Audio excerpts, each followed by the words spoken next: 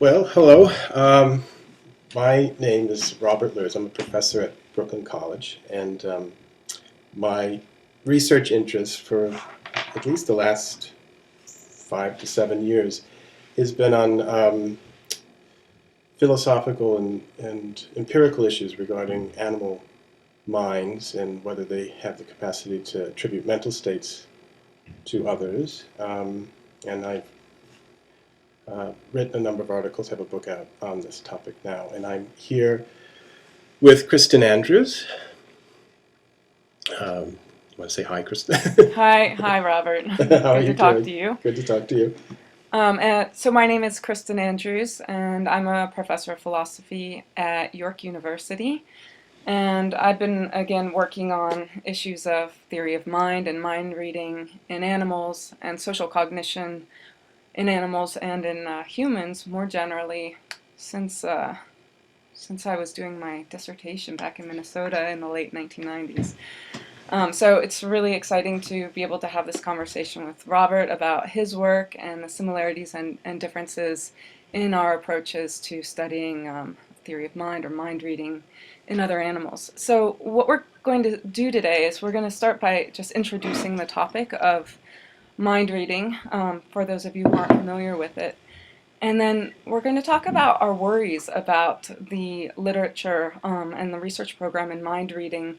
We have some similar concerns and some relatively different concerns. And after we talk about that, we're going to talk about our evolutionary arguments about the evolutionary history, potential evolutionary history of mind reading in humans and how that can affect where we should look for, where we think we should look for mind reading in other species. And then we're going to talk about our methodological views, how we Yeah. think we should test for mind reading. And at the end of the conversation, we'll talk a little bit about what we think about the current state of the evidence, what the evidence that's on the table right now shows us about what animals probably can and cannot do. So I'll start by talking about the early history, just tell you a little bit about the early history in the theory of mind research. Theory of mind is a term that was coined by David Premack and Guy Woodruff in their 1978 article, Does a Chimpanzee Have a Theory of Mind?, where they were asking the question whether chimpanzees do what they assumed humans do, namely attribute states of minds to others in order to predict others' behaviors. And I think this reflects ideas that existed or that were fairly popular in philosophy at that time. It reflects the idea that our understanding of other minds is inferential, which we see from Wilfrid Sellars, and it also reflects Aristotelian and Humean views that our behavior caused by mental states, a belief and desire together, causes us to act.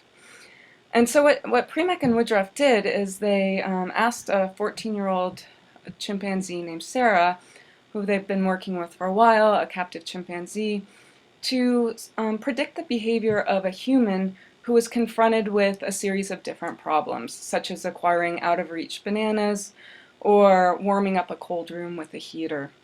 And what Sarah was supposed to do is, after seeing this problem, she was supposed to choose a photograph from an array of photographs that served as a solution to that problem.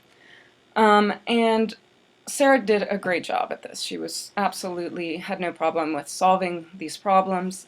And Premack and Woodruff originally interpreted Sarah's performance as requiring at least two states of mind, requiring attributing two states of mind to the human actor in these stories, namely intention or purpose on the one hand, and knowledge or belief state on the other. So they thought in this 1978 article that Sarah did have a theory of mind, the way that humans have theories of mind. Now, what was most interesting about this article was the commentary on it. It was a BBS paper, and among the commentaries were three comments by philosophers who pointed out, along with many of the other commentators, that Sarah could have used all sorts of other methods to solve this problem. She didn't need to think about the states of mind of the actor. She could have solved the problem on her own, or she could have solved it through associative processes. But Bennett, Dennett, and Harmon all suggested that what you really need to do, the sort of experiment you really need to run in order to understand whether a chimpanzee has a theory of mind or can mind read, is to find evidence of false belief. So find evidence that a chimpanzee understands that another chimpanzee or another individual believes something that isn't true. And Dennett had a beautiful suggestion about how to do this based on his thinking of a Punch and Judy show. He described the Punch and Judy show. Kids love it when Punch pushes a box that he thinks Judy is in over a cliff, and the kids all laugh because they know that Judy ran out away from the box, and Punch doesn't know that, so he thinks he's killing Judy or what have you, but Judy's really safe.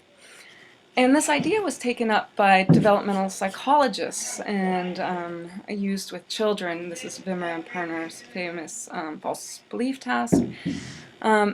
And things really in the chimpanzee literature, chimpanzee theory of mind research program really went on hold for the next at least 15 years or so. That really not very much happened. Because I think what was so difficult was figuring out how to do a nonverbal version of a false belief task, a task that would look for evidence that a chimpanzee understands that another individual has a false belief. And Robert, my interest in this debate, in this discussion, is really on this issue of belief attribution. And so it's the early literature, these early studies that I've been focused on. But I know, Robert, you've been really interested in the attribution of different states of mind other than just belief. And that's how I see the research kind of shifting in the more recent research paradigms, looking for different states of mind. Right. So that's true. So, you know, not long after maybe 10 years after the Premack and Woodruff studies, which were primarily, as you said, were looking at whether Sarah could attribute intentions and beliefs or knowledge to another agent. Researchers started to look at other types of mental state attributions in apes, chimps, orangutans, and in monkeys as well. Supposedly simpler states of mind, like seeing and ignorance. And there was a study done by Dan Pavanelli and Eddy back in 1996, which it was a very long study, which looked to see whether chimps would be able to discriminate between two humans on whether the humans could see the chimps or not. And the chimps were begging for food from the humans. One human could see them, and the other one, because either they had a bucket over their head or they were turned away, couldn't see them. And Pavanelli and Eddy ran a number of different test sort of situations where the seeing agent, could see the chimp, but the non-seeing agent, for a variety of reasons, couldn't. They actually didn't find they didn't find that the chimps actually made much of a discrimination there between the two. They discovered that the chimps were just as likely to beg for the food from a seeing agent as opposed to a non-seeing agent. And what they did discover is what really was the deciding factor is whether the human's torso in front of the body was facing them. So around that time, people were, they were starting to test for other types of mental state attributions in animals, like seeing. And the Pavanelli-Eddy study kind of looked like the chimps were having a hard time even attributing seeing. And if they couldn't do seeing, then it was unlikely that they could do something more sophisticated, like attribute intentions and beliefs. But around 1999, I think it was 1999, Paul and Tomasello ran one of the first, at least the first published false belief study with apes. I think the apes they had were orangutan and some chimps. There may have been a bonobo in there too. But the study in that case was kind of patterned on the sort of suggestions that Gil Harman and Dan Dennett were suggesting in the early BBS article. And the study was this: so there were two experimenters. One would bait 2 buckets, and the other one would kind of observe this. And the chimp was on the kind of in their cage or on the other side of a plexiglass wall and was watching this. So the one experimenter, the baiter, would put food under one bucket, and the other experimenter would watch this. And then after the baiting, the experimenter who was watching it would either tap the bucket that was baited or put a marker on top of it. And then the buckets were pushed towards the chimp for selection. And it didn't take long for the chimp to always choose the bucket, no matter which one it was, that was marked or tapped. Then the next stage of the test was they put up a screen in front of the buckets, and the baiter would show the chimp that it had some food, and it would go behind the screen and it bait one of the buckets. Although in this case, the chimp actually couldn't see the baiting process, but because of its early training, knew that the bait was actually put in one of the buckets. The screen was then lowered, and the other experimenter, the communicator, went over and tapped or placed the marker on the bucket that was baited. And the chimps quickly generalized to this case, where they would then pick the bucket that was marked or tapped. The critical test, actually there's two, there's a false belief test and a true belief test, was that the chimps, so they ran the test, false belief test was the experimenter hid the bait in one of the buckets behind the screen.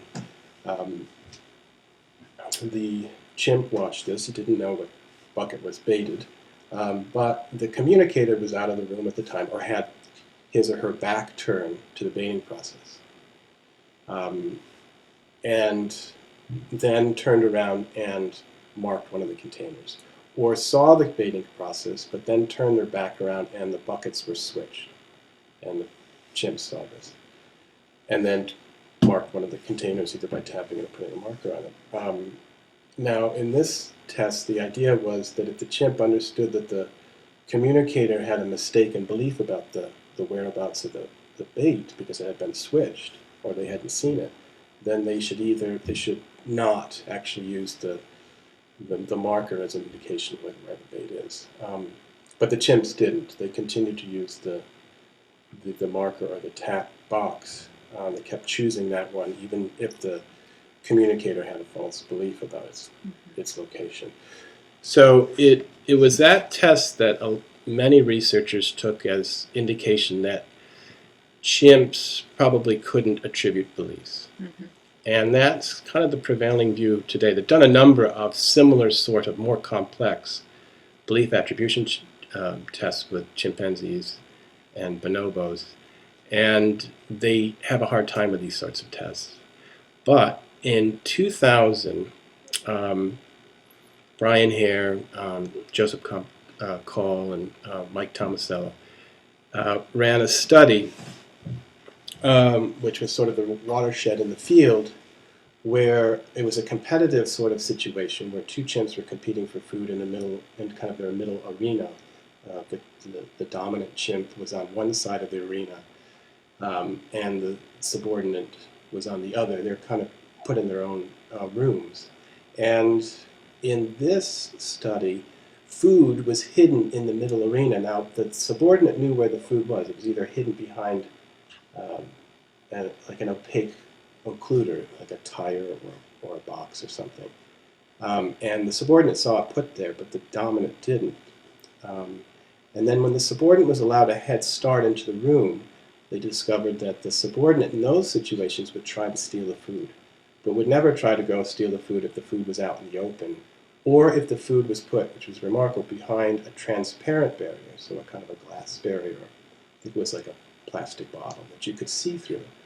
So if the food was put behind that sort of barrier, the subordinate treated it as just the way it would treat food that was out in the open. It wouldn't try to go steal it. Hare and Tomasello and Call interpret their findings as evidence that chimps do understand seeing in other animals, other conspecifics in this case, and they're prone to use this ability in competitive situations where they need to anticipate what their competitor is going to do by understanding what the competitor can or cannot see.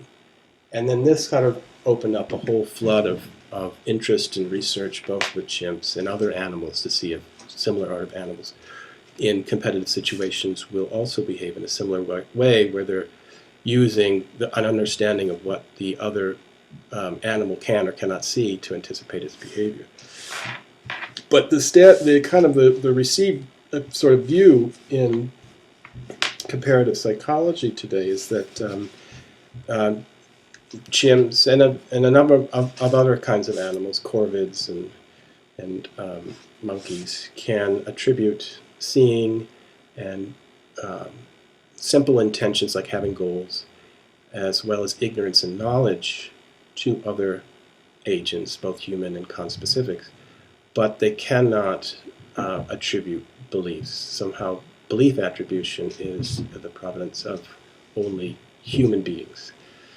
And it's largely based upon the failure of chimps to pass a variety of false belief tests that they've drawn this conclusion from. So that's sort of where the research is now. Now, that doesn't mean that people aren't trying to still do belief attribution tests with chimps. In fact, a fairly recent one just came out by Schmelz, Call, and Tomasello in 2011, where they actually they got positive results, although the results are open for interpretation. As always. Where the chimp seems to be able to anticipate what its competitor is going to do, because the chimp understands that his competitor has sort of made a false inference. And if you take inference to involve holding beliefs or making, deriving beliefs from what you see, it would be a kind of a belief attribution test. Mm-hmm. So there's still interest and research in it, but the results are open for interpretation, as opposed to some of the earlier false belief attribution tests with the chimps, where the results were largely negative. It didn't seem like the chimps could actually succeed at the test. Mm-hmm. Yeah, and my concern with the kind of current state of the experiments that have been used for testing for theory of mind and different kinds of belief attribution is that they're almost all predictive paradigms, right? So the original idea was really a question of folk psychology. Are chimpanzees folk psychologists? Do they attribute beliefs and desires in order to predict and explain behavior? But all of these tests are looking for a chimpanzee to predict behavior. And I think that because we have so many heuristics for predicting behavior, and we know that other species have a lot of heuristics for predicting behavior as well. They're really good at predicting the behavior of prey, the behavior of conspecifics in different conditions. We know that from social psychology research that we can attribute behavior without any appeal to states of mind. Young children, very young children, human infants, can predict behavior using strategies like inductive generalizations. And once you get older, kids, when they're about 2, can predict behavior based on stereotype attribution. Gender stereotypes come online at 2, and kids use them to predict what other girls and boys do and what they should do. And we also use egocentric generalizations, generalizing from self. What would I do in this situation? Oh, that's what others are going to do. And then when kids get older, by about 5, they start realizing that people have different traits, personality traits, and they can make predictions about what someone's going to do based on those personality traits. And there's been some research that suggests that chimpanzees also understand personality traits, that after some exposure to the behavior of a human being who's generous, they'll come to predict what that human being will do in a situation where they're able to give them food, and that a human being who they've come to learn is selfish will behave differently. This is research by Subile and colleagues. a couple years ago. So because we have all of these different attributions, way of attributing or making predictions of behavior, I'm really concerned about Premack and Woodruff's kind of starting assumption about human behavior, namely that we need to think about other states of mind in order to predict behavior. Because I don't think that we do nearly as often as people seem to think we do. I don't think we need it in a false belief situation. One can pass the false belief task as a 4-year-old child by developing a heuristic, like people seek things where they left them. And this is a heuristic that you learn because you've been exposed to people looking for objects, mom looking for keys where she left them. And so people come to learn those sorts of things about their environment. And I don't think that we need them in deceptive cases either. So these are the two sorts of cases that have been touted as requiring a theory of mind. Also, there's empirical evidence on adult humans that our belief attributions aren't automatic, that it is requires some effortful processing on our part to think about the beliefs and desires of others, even when we're predicting behavior in a false belief situation. And this is research that comes from Ian Apperly. Sorry to cut you off, Robert. No, I agree. So we agree.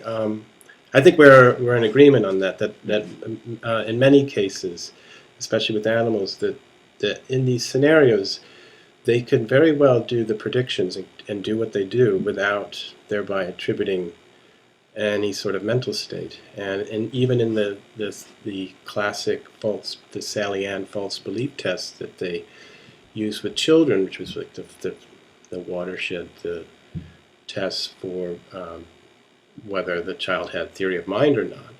There's a way of understanding the child succeeding on that sort of test without having any understanding of belief or any mental state at all. The example you gave, that simply people search for an object where they last put it or where they last had direct line of gaze to it being placed.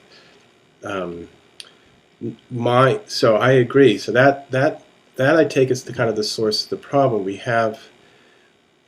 know that they can make animals, chimps, and can anticipate other conspecifics or humans' behavior without having to attribute mental states.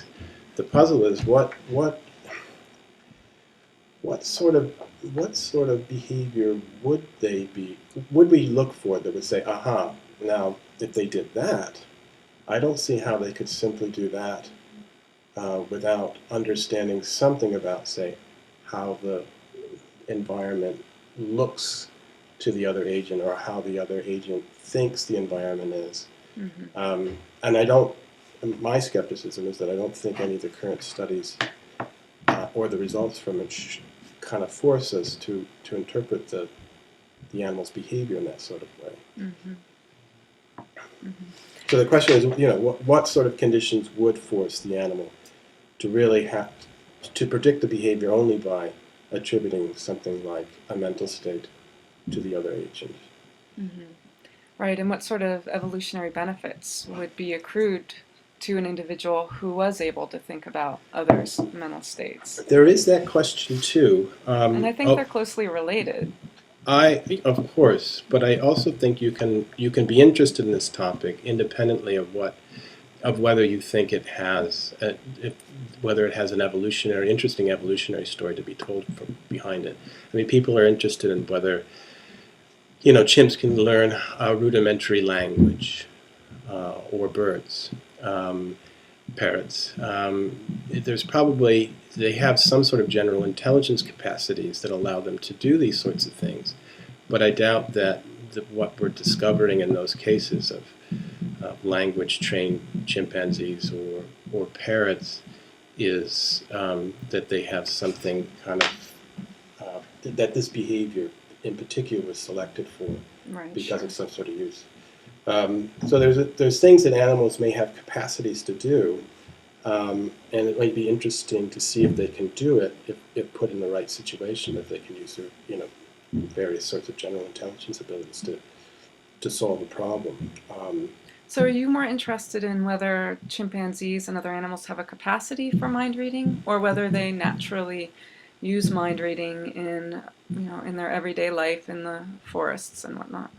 It's whether they have the capacity. Uh-huh. My main interest is whether there's a sort of long-standing view in philosophy that kind of goes back to Descartes. One, to have any thoughts or mind at all requires to have language.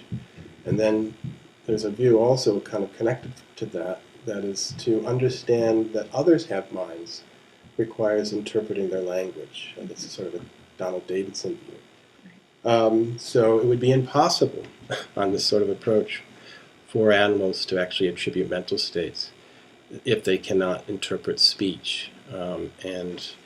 I find that view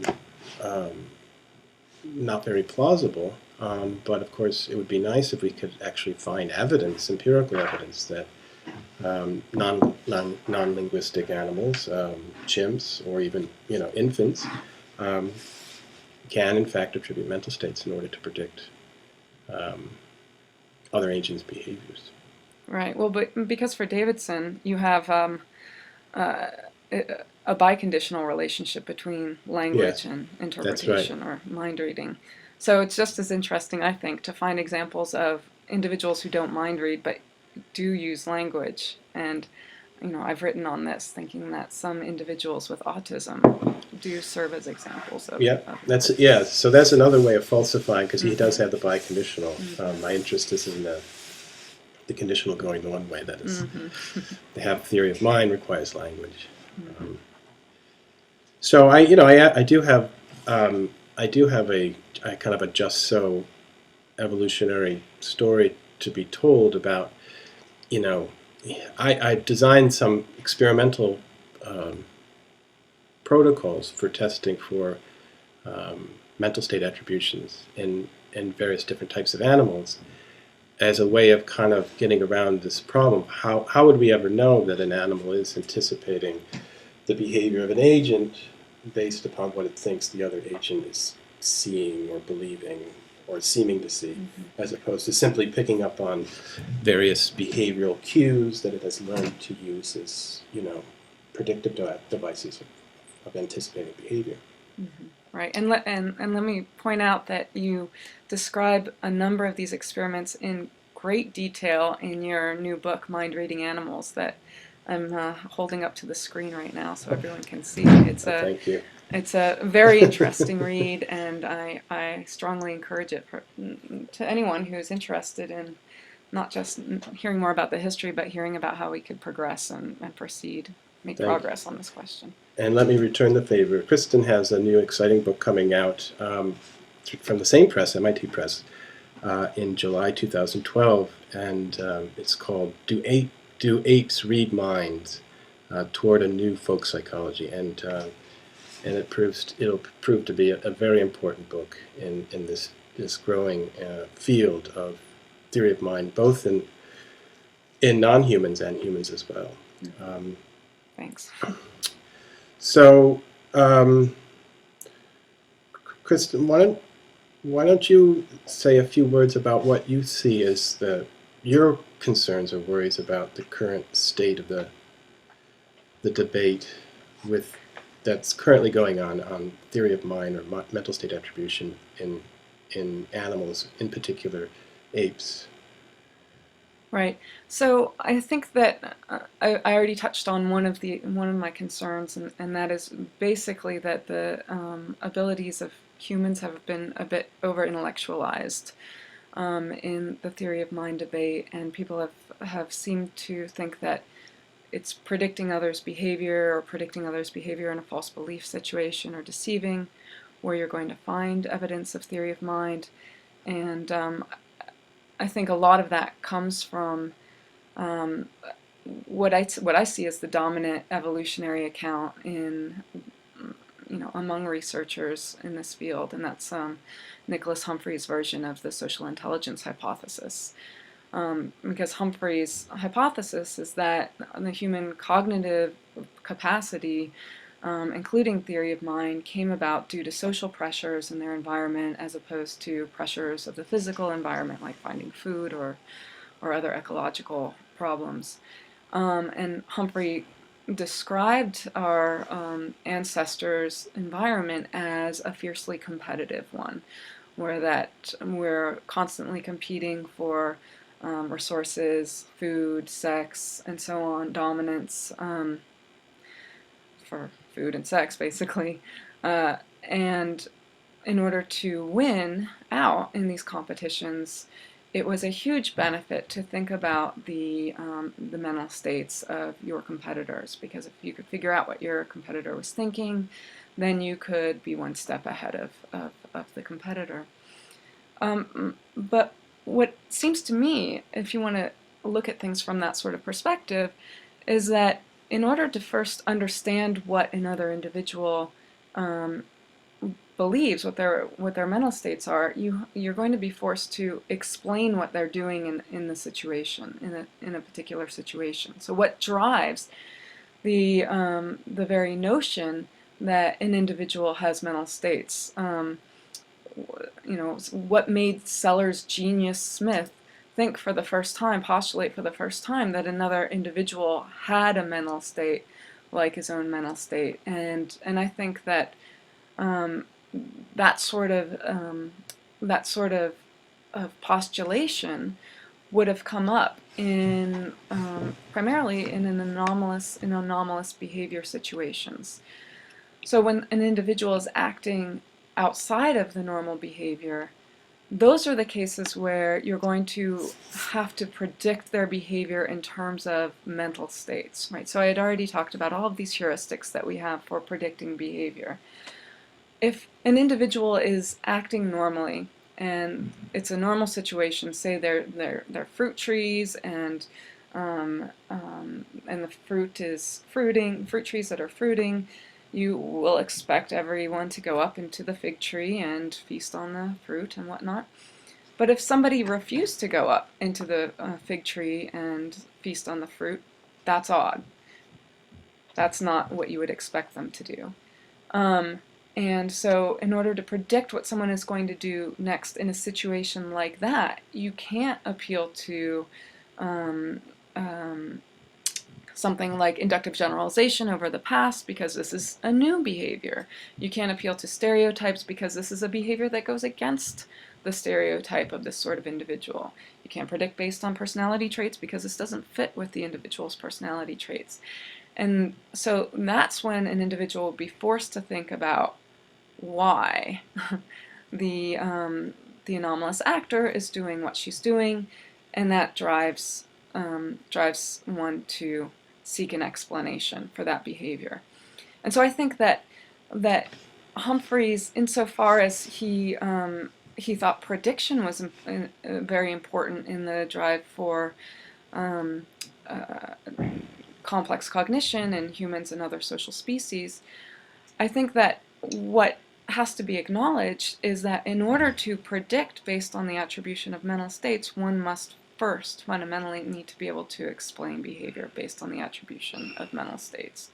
And let me just point out before I let you ask me about that or tell me your problems with the discussion, that I'm a pluralist about explanation as well as prediction, right? So obviously I think there are a lot of different mechanisms that humans and other animals have to predict behavior, but I also think that there are a lot of different styles, explanatory styles, and methods for explaining behavior. I really like the work of the psychologist Bertram Malle, who's done a lot of work to identify different methods of explaining behavior, not just in terms of propositional attitudes, but in terms of an individual's personal history and so on. I think there's probably even more explanatory styles than Malle thinks that there are. And so this is the reason why I think that the current state of the debates focused on predictive paradigms is missing a whole realm of potential evidence for theory of mind in other species, because they're not looking at anything that would be an explanatory sort of behavior, explanation-seeking behavior. I see. Well, I have a. Okay, so I think I'm understanding your view. And I have, I have a number of questions. I mean, first question. So let me see if I have the view correct. So in order for so there's a kind of dependency relation. For an animal or a human to be able to predict another agent's actions by attributing a mental state to them, that sort of capacity is dependent in some way on a capacity for coming up with explanations for anomalous behavior. Mm-hmm. So let me see if I have the dependency right. Any group of creatures that couldn't do the explaining sort of thing of anomalous behavior, explain it in terms of mental states, wouldn't have the capacity to attribute mental states for the purpose of predicting behavior. That's right. Okay, so if we happen to find, say, very good evidence that, say, chimps or very young infants, 12-month-old infants, just do not have the capacity to explain anomalous behavior in terms of mental states, even all these studies that seem to suggest that they seem to be anticipating with their, violation of expectancy paradigms, where they seem to be looking, all those studies the evidence or the results shouldn't be interpreted as the chimps or the infants attributing psychological states to make the predictions. That's right. Okay. Okay, so I have that. So I think I understand the dependency and how it plays out in terms of its, if you don't see this, you shouldn't interpret the other data in that way. But here's a question for you in terms of explaining. So if you come up with an explanation for something in terms of mental states, so you have this anomalous behavior. So the person's the conspecific's not going up and eating the fruit. This is odd, and maybe you are driven by some sort of feeling of anxiety about this to get rid of that feeling by coming up with an explanation. And suppose you do come up with an explanation. You say, well, maybe he has some desire or want or need that's more pressing than getting the fruit, or certain beliefs. Right. To endorse that sort of hypothesis, to take it as an explanation, you kind of have to. Don't you have to submit it to some sort of either some sort of retrodictive prediction in your imagining? So you could say, well, I think that's a plausible hypothesis because if it were true, it would predict this sort of behavior that I'm now seeing from this guy. And so wouldn't that suggest that prediction is somehow more basic, that you have to be able to predict behavior. You'd have to know at least how to do it based upon attributing mental states in order for you to find any explanation like this, acceptable. Do you see what I'm asking? I totally see what you're asking. And so I'm not committed to the claim that explanation comes before prediction, but certainly the explanation comes with prediction through attribution of propositional attitudes. That you're not going to be able to predict via the attribution of PAs without also being able to explain. And I know that there is this intertwined nature between predicting and explaining. When I'm confronted with an anomalous situation and I first have to construe what's going on with it, I'm explaining, and then to test my explanation, then I'm going to be generating predictions. Yeah, you bet. I agree with you there. I guess my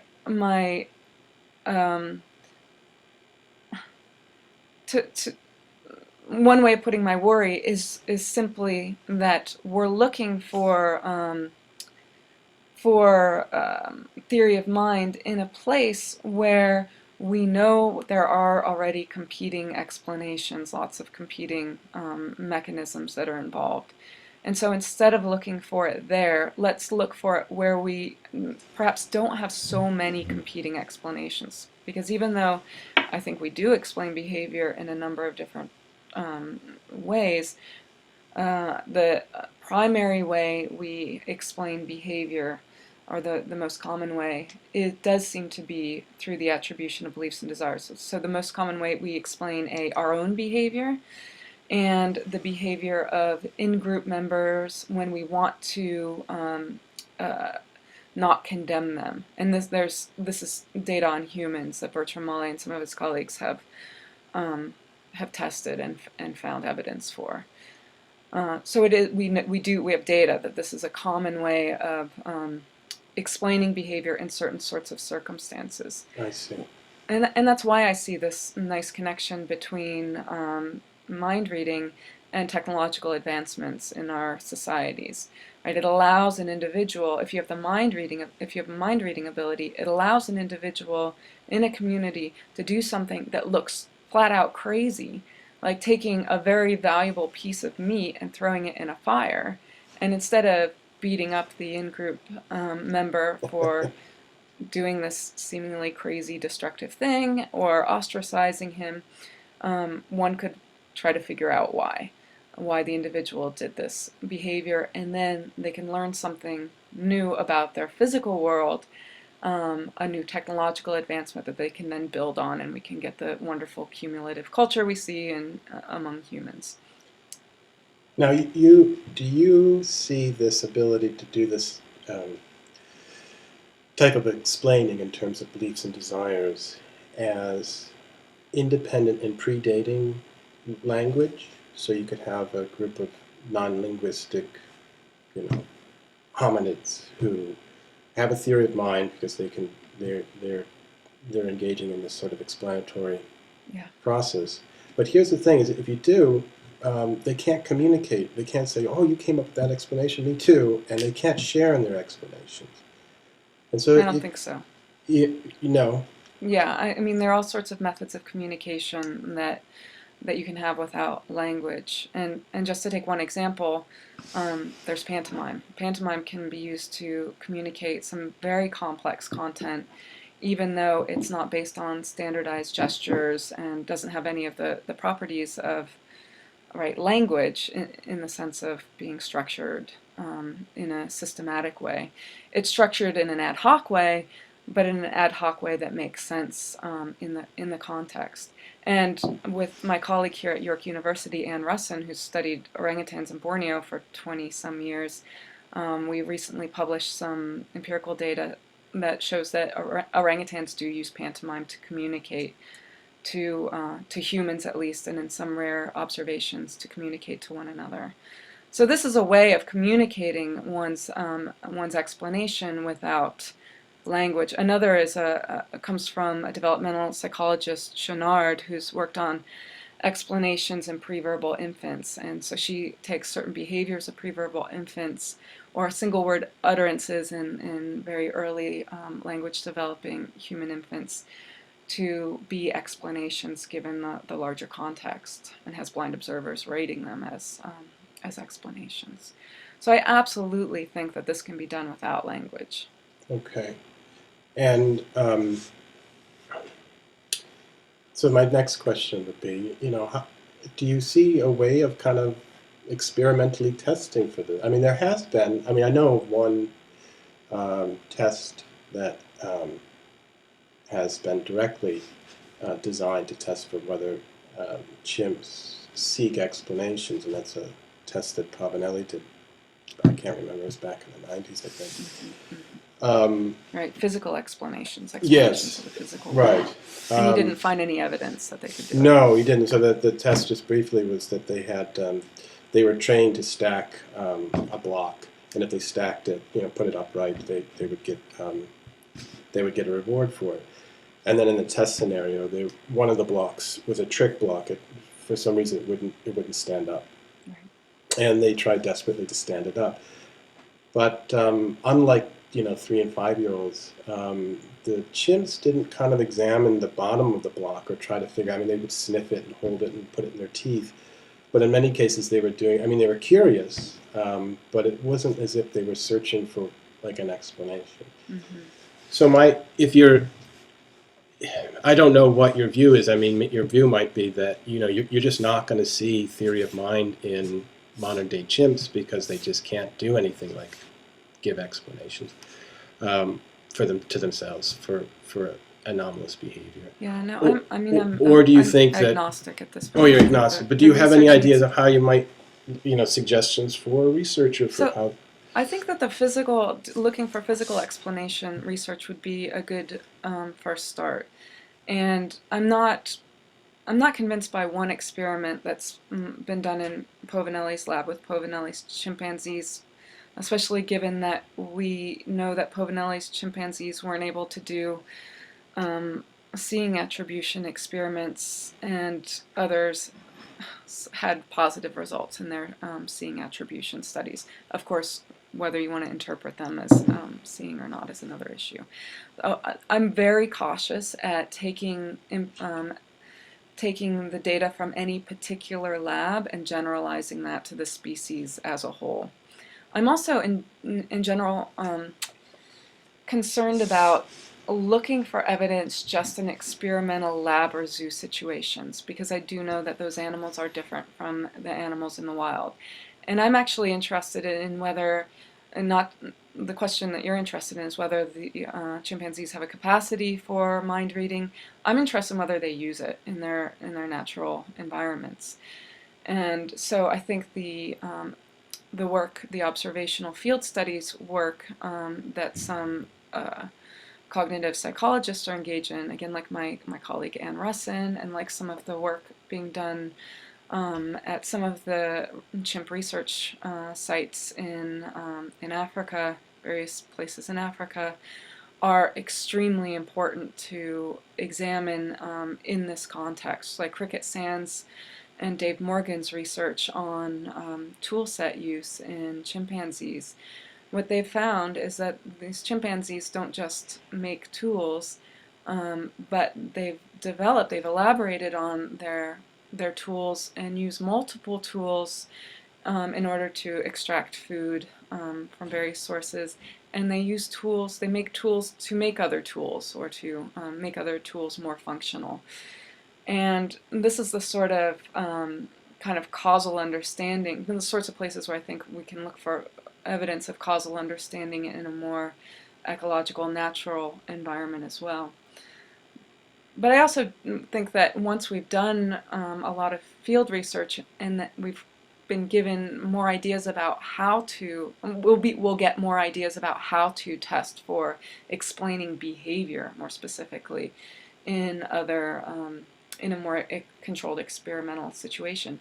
I'm afraid we just don't have that much information about natural chimpanzee social cognition yet from field research. Um, and what I plea for is more field research that's focused on cognition as opposed to focused on ecological issues, which seems to be the predominant sorts of questions that field researchers are interested in.